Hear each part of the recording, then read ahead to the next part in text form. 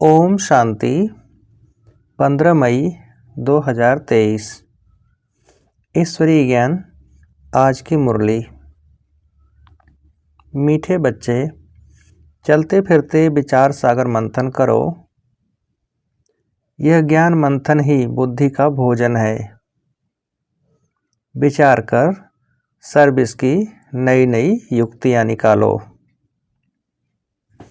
प्रश्न: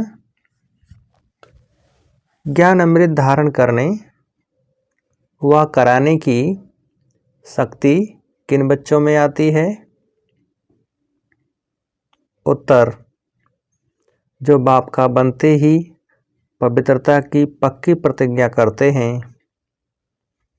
बाबा कहते, बच्चे याद रखना, अगर इतना सुनते भी पवित्र नहीं बनेंगे तो बुद्धि का ताला बंद हो जाएगा। एक कान से सुनेंगे, दूसरे से निकल जाएगा। बाप का बने हो तो गंदगी को निकाल दो। उल्टा कर्म किया तो गला घुट जाएगा। ज्ञान सुना नहीं सकेंगे, इसलिए सावधान। गीत: तूने रात गंवाई सोई के। ओम शांति। अब बाप बैठ बच्चों से पूछते हैं कि बच्चे, बेहद के बाप को अच्छी रीति से जाना है? पूछना पड़ता है, नहीं तो पूछने का कायदा नहीं है। सब जानते हैं, वह हमारा माता पिता है। माता पिता मिले तो हो गए आस्तिक। माता पिता जिससे सुख घनेरे मिलते हैं। सतयुग में तो है ही प्रारब्ध, वहाँ आस्तिक व नास्तिक का तो सवाल ही नहीं उठता। आस्तिक नास्तिक जानना न जानना संगम पर होता है। बच्चे अब जानते हैं, जो कल नास्तिक थे, बाप और बाप की रचना को नहीं जानते थे, वही अब आस्तिक बने हैं। बाप को और अपने 84 जन्मों को जान गए हैं। कल नहीं जानते थे, आज जानते हैं। कल और आज कहा जाता है ना, आज पुरानी दुनिया है, कल नई दुनिया होगी। आज रात है, कल दिन होगा। वास्तव में भारतवासियों को तो अपने बाप को जानना चाहिए। भारत में ही सोमनाथ का मंदिर है, शिव जयंती मनाई जाती है, परंतु यह कोई नहीं जानते कि शिव बाबा कब आया था। सोमनाथ जो नाम पड़ा है, उसने कब आकर ज्ञान अमृत पिलाया था। अब तुम बच्चे जानते हो, हम बाबा द्वारा आस्तिक बने हैं। बाप ने अपना परिचय बैठ दिया है। बने बनाए ड्रामा अनुसार परिचय मिलता भी है संगम पर। बच्चे जानते हैं, आज नरक है, कल स्वर्ग होगा। कल माना दूसरा जन्म हमारा सतयुग में होगा। हम पुरुषार्थ कर रहे हैं, आज है मृत्यु लोक, कल अमर लोक होगा। दुनिया बदल रही है, कलयुग से सतयुग बन रहा है, सो तो बाप ही बनाएंगे। बाप है पतित पावन। दुनिया में संगम का कोई को पता ही नहीं है। अब तुम कितनी रोशनी में आ गए हो। तुमने अब भक्ति मार्ग छोड़ दिया है। आज भक्ति है, कल नहीं होगी। ऐसे नहीं, आज भक्ति है, कल फिर ज्ञान होगा। नहीं, भक्ति तो आधा कल्प चलती है, ज्ञान एक ही बार मिलता है और सद्गति हो जाती है। बाप एक ही बार आकर सबकी सद्गति करते हैं, इसलिए गाया हुआ है, पतित पावन सद्गति दाता। उनका जन्म भी भारत में होता है, परंतु भारतवासी जानते नहीं हैं कि यह निराकार शिव बाबा का मंदिर है। कहाँ ज्योति का मंदिर है, ब्रह्म समाजी ज्योति जगाते हैं। समझते हैं परमपिता परमात्मा ज्योति स्वरूप है। अनेक प्रकार की मतें हैं, जिसने जो बात समझाई उनको मान फॉलो कर लेते। अभी तुम रचयिता और रचना को जान गए हो। रचता और रचना के आदि मध्य अंत का राज समझकर फिर दूसरों को भी समझाना है। परमपिता परमात्मा सत है, चैतन्य है, ज्ञान का सागर है। हर एक एक्टर की महिमा अलग अलग होती है। परमात्मा सर्वव्यापी कहने से अलग अलग महिमा हो न सके। हर एक आत्मा में अलग अलग पार्ट भरा हुआ है। सर्वव्यापी है तो परमपिता परमात्मा का पार्ट सभी के अंदर बजे। कितना अंधियारा है, तब बाप ही आकर समझाते हैं। बच्चे जानते हैं बरोबर ऊंचे ते ऊंचा पार्ट है परमात्मा का। उस एक को ही सब भक्त याद करते हैं। भक्त सब पतित हैं। पतित किसको कहा जाता है, यह मनुष्य नहीं जानते हैं। सन्यासी समझते हैं कि इन विकारों से हम नरकवासी बने हैं, इसलिए घर बार छोड़ने से हम जाकर ब्रह्म में लीन होंगे। बाप समझाते हैं यह है कलयुग। सब इसे सागर में गोते खाते हैं, इसलिए इनको वैश्यालय कहा जाता है। मैं आकर शिवालय बनाता हूँ। सतयुग में एक धर्म था, वही देवी देवता 84 जन्म भोग। अब अपने को देवी देवता नहीं कहलाते। जो पूज्य देवी देवताएं थे सो गिरते गिरते क्षत्रिय वैश्य शूद्र वर्ण में आते पतित पुजारी बने हैं। सबसे जास्ती भारत पावन था, सो अब पतित बना है। सन्यासियों को भी संपूर्ण पावन नहीं कह सकते, क्योंकि पतित दुनिया में बैठे हैं। घर बार छोड़ कोई सतयुग में नहीं जा सकता। तुमको तो इस दुनिया को भूल सतयुग में जाना है। स्वर्ग में जाने के लिए हूबहू कल पहले मुआफिक पुरुषार्थ कर रहे हैं। भारत ही पूज्य से पुजारी बना है, फिर पूज्य बनेगा। यह नॉलेज समझेंगे वह जो सिकीलधे होंगे। जो देवी देवता धर्म के नहीं होंगे तो बुद्धि में बैठेगा नहीं। भारतवासी 84 जन्म लेते हैं और कोई धर्म वाला 84 जन्म नहीं ले सकता। तुम्हारे में भी नंबरवार हैं, सब इकट्ठे नहीं आएंगे। बच्चों को चक्र का राज भी बतलाया। सिजरा कैसे बनता है। सिजरा आत्माओं का भी होता है, उनको फिर रूहानी कहेंगे। बच्चे जानते हैं हम ब्रह्मांड में रहते हैं। पहला नंबर है शिव बाबा, फिर ब्रह्मा विष्णु शंकर, फिर है लक्ष्मी नारायण, उनका घराना। नंबरवार तो है ना।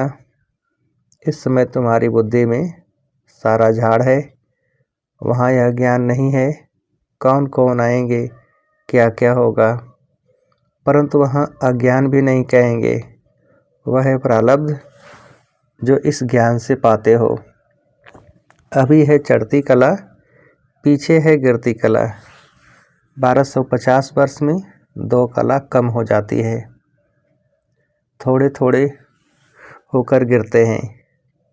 तुम अब सब हिसाब निकाल सकते हो। पहले है थुर, फिर फाउंडेशन निकलता है। अब तुम बीज और झाड़ को अच्छी तरह जान चुके हो। अब तुम बाप द्वारा नास्तिक से आस्तिक बन गए हो। बाबा ने समझाया है, फादर सोच सन, टीचर सोच स्टूडेंट, पहले गुरु सोच फॉलोअर्स, फॉलोअर्स सोच गुरु। यहाँ तो तीनों ही एक बाप है। वह है रचयिता। जरूर नई दुनिया रचेंगे, स्वर्ग में लक्ष्मी नारायण राज्य करते थे। उन्होंने यह वर्षा कहाँ से लिया? किसने ऐसा कर्म सिखलाया जो इतना ऊंच पद पाया? अब बाप कहते हैं, तुमको ऐसे कर्म सिखलाता हूँ जो तुम सो देवी देवता बनेंगे। स्वर्ग में तुम बहुत माला माल थे, बाप से ही वर्षा लिया था, तो जरूर बाप ने ही आकर भारत को स्वर्ग बनाया है। बाप कहते हैं, बच्चे चलते फिरते ऐसे विचार सागर मंथन करो। यह बुद्धि के लिए फूड है, खाना है, भोजन है। बाबा के दिल है, यह गोला बहुत बड़ा बड़ा बनाना चाहिए। चक्र पर किसको भी समझाना बहुत अच्छा होगा। अब विचार करना चाहिए, मनुष्यों को कैसे समझाएं। समझाना है, अब है संगम, दुनिया बदल रही है। यहाँ अनेक धर्म हैं, वहाँ एक धर्म है जो बाप ने स्थापन किया है। भारत का प्राचीन योग बहुत मशहूर है। तुम जानते हो, हम फिर से राजयोग भगवान द्वारा सीख रहे हैं। भगवान ही बेहद की हिस्ट्री ज्योग्राफी बताएंगे, मनुष्य को बता न सके। यह बाबा कहते हैं, मैं कुछ भी नहीं जानता था। बाबा अपनी महिमा नहीं करते हैं कि ऐसा था वैसा था।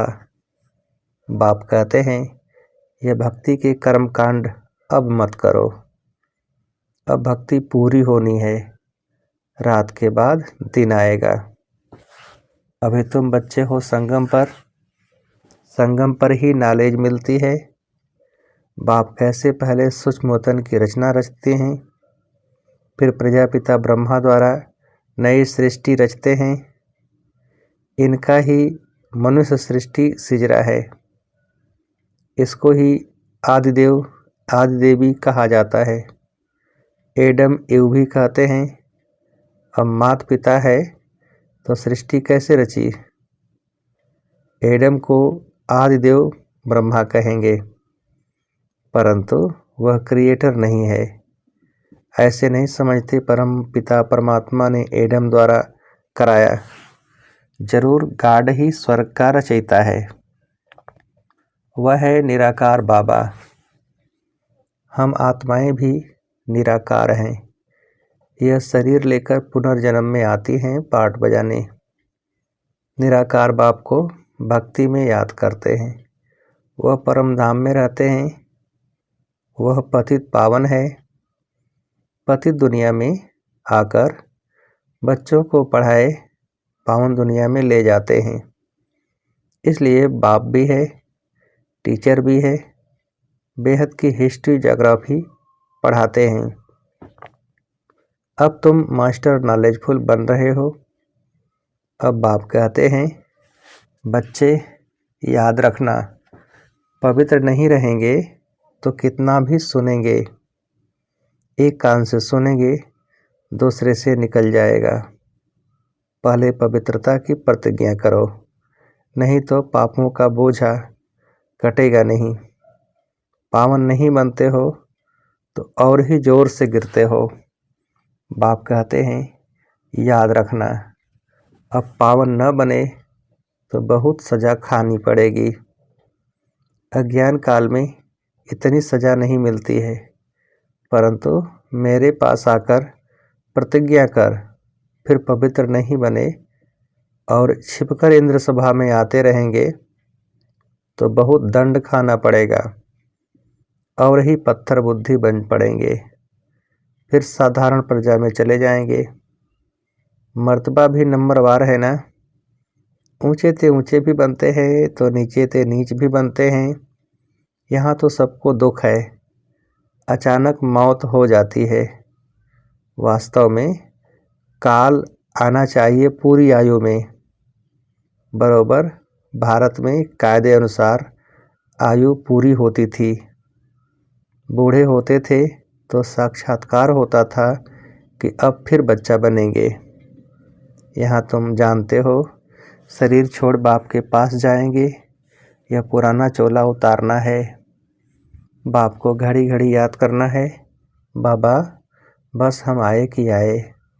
योग बल से आत्मा को पवित्र बनाते हैं। इसके लिए एक ही उपाय है, बाप से योग लगाना। फिर तुम सतोप्रधान पवित्र बन जाएंगे। योग लगाते लगाते अंत में योग सिद्ध होना है। बाबा कहते हैं, यह मेरा रथ है। लैंड लेडी कहो या लैंड लॉर्ड कहो, यह बड़ा विचित्र है। कैसे शिव बाबा आते हैं, कहते हैं यह लैंड लेडी भी है तो प्रजापिता भी है। मुझ निराकार को जरूर शरीर चाहिए। हर एक को अपना अपना रथ है। मैं कैसे रथी बनूं? मुझे तो आना पड़ता है पतित दुनिया में।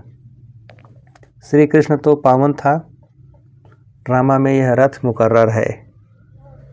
मैं आता भी हूँ भारत में, ऐसे नहीं कल्प कल्प, एक कल्प भारत में, दूसरा कल्प जर्मनी में आऊँगा। बाप समझाते हैं, तुम तो कर्मयोगी हो, कर्म करना पड़ता है। आगे पुरुष कमाते थे, माताएं घर संभालती थी। माताएं इतना पढ़ती नहीं थी, यह तो अब पढ़ाई शुरू हुई है। माताएं भी धंधा धोरी करती हैं। अब तुम बच्चों को अविनाशी कमाई करनी है। हर एक को बेहद के बाप से वर्षा लेना है। जो करेगा सो अपना पद पाएगा। इस पढ़ाई का पद 21 जन्म चलता है। यह पढ़ाई बाप बिगर कोई पढ़ा न सके। पतित पावन भी गॉड फादर है। वही राजयोग सिखलाकर स्वर्ग में जाने के लायक बनाते हैं। अब 84 जन्म पूरे हुए, अब हम घर जा रहे हैं। यह भी याद रहे तो तुम प्रफुल्लित रहेंगे। बाबा अपना अनुभव बताते हैं। कोशिश करते हैं याद रखने की, परंतु फिर भूल जाते हैं। इसलिए बाबा कहते हैं, रात को जागकर प्रैक्टिस करो, फिर अवस्था अस्थाई जम जाएगी। इसलिए कहा जाता है, हे नींद को जीतने वाले बच्चे, कमाई करो। हाथ पांव मुख से कुछ करना व बोलना नहीं है। आगे तो माला फेरते राम राम जपते थे। माला का राज अभी तुम समझते हो, विजय माला और रुद्रमाला। अब तुम सब पुरुषार्थी हो, इसको माला नहीं कहेंगे। रात को जागने से तुमको बहुत मज़ा आएगा। रात को 9 से 12 बजे का समय गंदा होता है। 2 बजे से है अमृत बेला। यहाँ तो एकदम गंदगी को निकाल दो। इतना सुनते भी अगर पवित्र नहीं बनेंगे तो बुद्धि का ताला बंद हो जाएगा। फिर किसको ज्ञान भी सुना नहीं सकेंगे। जैसे वृंदावन में कुछ रास लीला का बना हुआ है। यह है ज्ञान डांस की बात। यहाँ से सुनकर देखकर बाहर जाकर उल्टा बोलते हैं तो गला घुट जाता है। इसलिए सावधान रहना है, पवित्र जरूर बनना है, तब योग लगा सकेंगे। अच्छा, मीठे मीठे से खिलते बच्चों प्रति माता पिता बाप दादा का याद, प्यार और गुड मॉर्निंग। रूहानी बाप की रूहानी बच्चों को नमस्ते। हम रूहानी बच्चों की रूहानी बाप को नमस्ते। धारणा के लिए मुख्य सार, फर्स्ट पॉइंट, कर्मयोगी बनकर रहना है। कर्म करते भी बाप को याद कर सतो प्रधान बनने का पुरुषार्थ करना है। दूसरी पॉइंट, अपनी हर चलन से बाप टीचर गुरु का शो करना है। हम घर जा रहे हैं, इस स्मृति से सदा प्रफुल्लित रहना है। वरदान, महावीर बन हर संकल्प को स्वरूप में लाने वाले सदा विजयी सफलता मूर्त भव। विस्तार, जो भी विशेष संकल्प लेते हो उसमें दृढ़ रहो। संकल्प करते ही उसका स्वरूप बन जाओ तो विजय का झंडा लहरा जाएगा। ऐसे नहीं सोचो देखेंगे करेंगे, गेगे करना अर्थात कमज़ोर बनना। ऐसे कमज़ोर संकल्प करना अर्थात माया से हार खाना। सदा यही अमर अविनाशी संकल्प करो कि हम सदा के विजयी महावीर हैं। सदा आगे बढ़ेंगे, विजयी बनेंगे, तो इस संकल्प से सफलता मूर्त बन जाएंगे। स्लोगन: चेहरे पर खुशी की झलक हो तो चेयरफुल चेहरा बोर्ड का काम करेगा। चेहरे पर खुशी की झलक हो तो चेयरफुल चेहरा बोर्ड का काम करेगा। अच्छा, ओम शांति।